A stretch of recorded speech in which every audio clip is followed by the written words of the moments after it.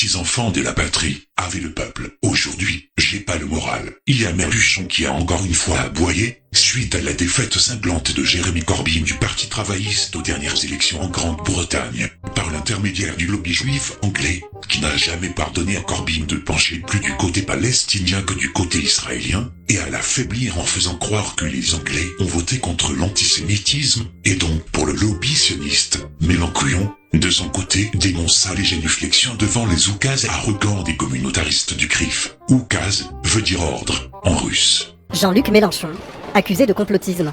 Sur son blog, le leader d'extrême gauche a commenté ce vendredi la défaite du travailliste britannique, Jérémy Corbyn. Selon lui, la déroute du candidat aux élections législatives du Royaume-Uni s'expliquerait par des fausses accusations d'antisémitisme et l'influence de lobby israélien sur le vote des électeurs.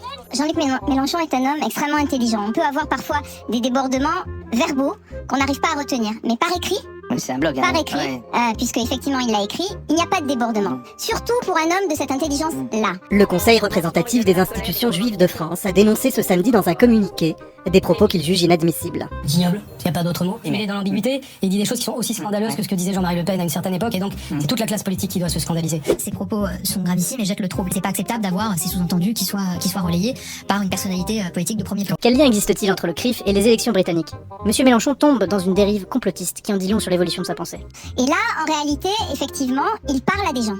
Il a parlé récemment aux électeurs de Marine Le Pen en disant que Marine Le Pen était une grande humaniste, de soutenir les grévistes. Il parle aujourd'hui aux antisémites notoires, parce qu'on sait quand même qu'il y a un grand fond aussi d'antisémitisme lié à un antisionisme en fait. Et puis il y a aussi des antisémites en France qui n'ont pas besoin d'être antisionistes pour être antisémites. Et voilà qu'il mêle le CRIF à la situation britannique. Donc, qu'il le veuille ou pas, Jean-Luc Mélenchon établit dans son raisonnement un pont entre la communauté juive britannique et la communauté juive française. Et ça, c'est le pire cliché antisémite, c'est-à-dire que lobby. Le ministre de l'Intérieur a lui aussi tenu à répondre à la polémique. Christophe Castaner fustige dans un tweet les propos tenus par l'ex-candidat à la présidentielle. Et je pense que là, on est dans un calcul politique terrible de sa part. Vraiment terrible, il fait une erreur. Il y avait des gens qui étaient sincèrement de gauche et qui avaient une grande envie de croire en lui parce qu'il représentait certaines valeurs. Non, c'est-à-dire qu'au-delà de l'appartenance à la nation, il y a une appartenance supérieure qui lie les juifs, là en l'occurrence d'un côté et de l'autre de la Manche, et puis donc on peut l'imaginer ailleurs dans le monde, c'est exactement le cliché antisémite. De son côté, l'entourage du patron de la France Insoumise s'est défendu de tout antisémitisme. Et on se rend compte que depuis qu'il a perdu, qu'il a même pas été au deuxième tour de l'élection présidentielle, que derrière il a raté tous les rendez-vous auxquels il aurait pu être. Souvenez-vous qu'il parlait de la convergence des luttes, etc., qu'il avait voulu à un moment lancer un grand mouvement social, il l'a raté. Jean-Luc Mélenchon, qui a été le créateur de la France Insoumise, en sera le fossoyeur. Les jeunes, il les a ratés, les européennes, il les a ratés. Il rate aujourd'hui la réforme des retraites. Cet homme a tout raté.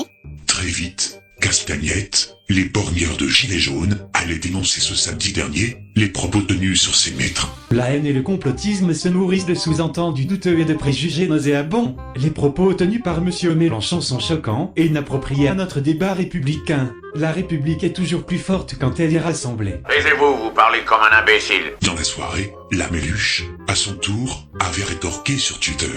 Castaner.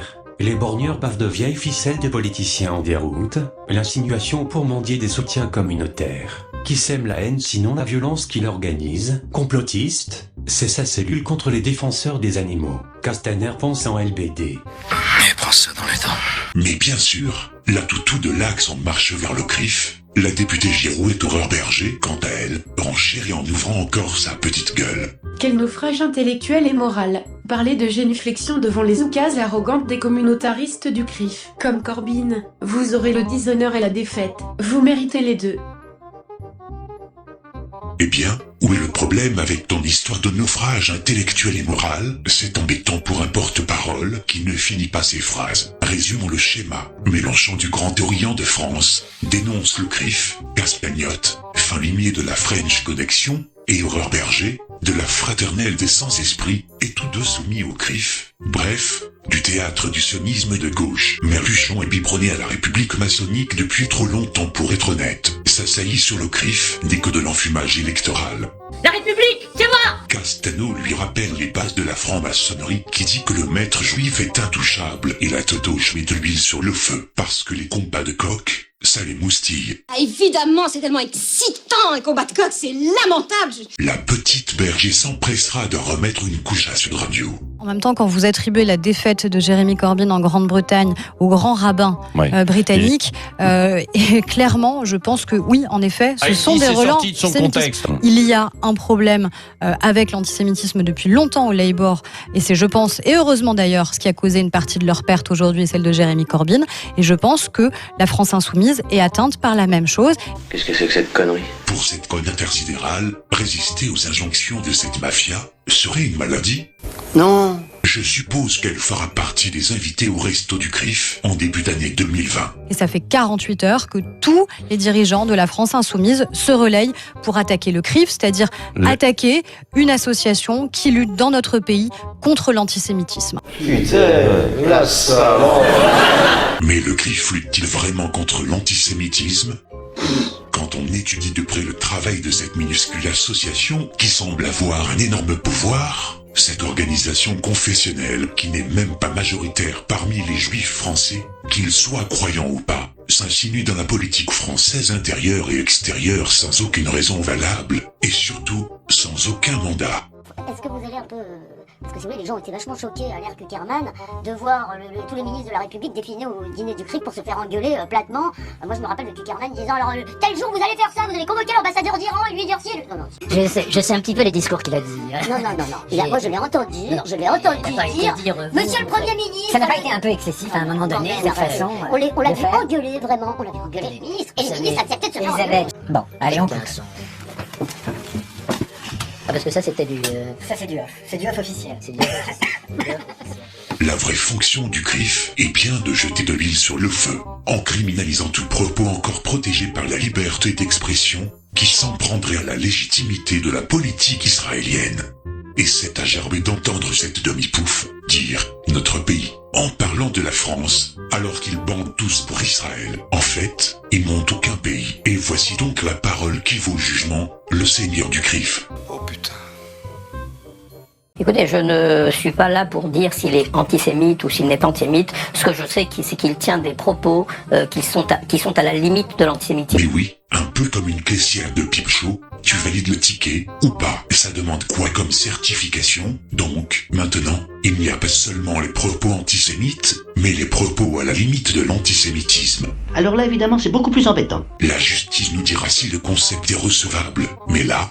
On n'est pas dans la merde! Deuxième salve dans la grande offensive anti-Mélenchon sur I24 News, l'invitation du grand amoureux d'Israël, l'ancien patron des froquets de Charlie Hebdo, l'ignoble Philippe Val, qui se montre encore plus royaliste que le roi des Juifs, encore plus lèche-cul que Manu les grandes oreilles. Merde, quand même. Philippe, il y a du fascisme derrière tout ça. Et voilà, la Bérésina. Totalitarisme va avec l'antisémitisme. L'extrême gauche est presque génétiquement antisémite. Qu'est-ce qu'il raconte? Par exemple, Mélenchon, on n'a pas... Oui, il y a des... Mais il fricote. On fricote. Ah. C'est tout à son honneur. Et Philippe va le fricoter avec qui? La liste est longue, mais on peut déjà citer le pédophile Patrick Fonte pendant plus de 20 ans, condamné à 6 ans de prison pour attouchement sur mineur. Ou bien avec un despote tel que Valls, tellement patriote qu'à la première opportunité, il se revendique catalan espagnol. Voilà, le juif a même pas besoin d'exister pour qu'il y ait de l'antisémitisme. C'est une idéologie... Ça c'est bien, ça me plaît, oui. Pas besoin d'exister. En Pologne, il n'y a plus de juifs, il y a toujours de l'antisémitisme. C'est pas vrai. Pendant la Seconde Guerre mondiale, elle était même pas encore finie, que le Parti communiste soviétique a commencé à relancer son antisémitisme d'État. Vous dites n'importe quoi.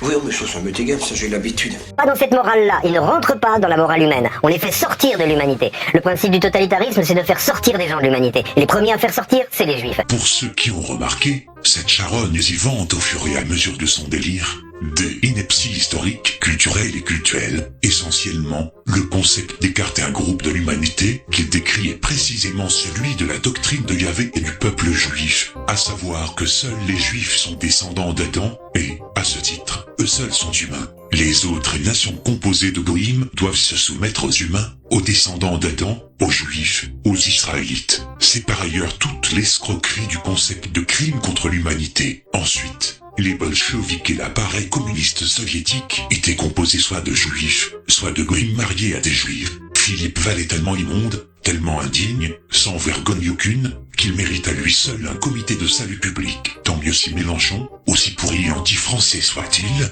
pour mettre la puce à l'oreille le plus grand nombre possible, en ce qui concerne le lobby qui n'existe pas. Il n'existe tellement pas que notre pollution nationale, il y a 15 ans, allait jusqu'à rejeter un mec qui lui reprochait d'être aux mains du lobby juif. Pourquoi je dis ça? Contrairement aux propos anti-CRIF d'un camembert Mélenchon, qui fut rapidement dénoncé par toute la sphère d'influence soumise à la mouvance judéo-sioniste, le commentaire politiquement incorrect de l'éminent socialiste Jean-Paul Huchon ne fera pas de vague. Le président honoraire du Conseil régional d'Île-de-France nous balance le scud du siècle, lors d'un débat consacré au clientélisme et communautarisme dans la politique française, sur le plateau de Russia Today.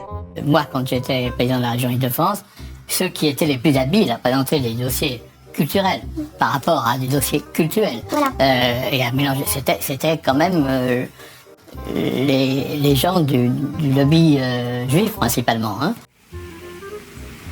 Pardon, j'ai pas compris. Comment? Les gens du lobby juif principalement. Hein.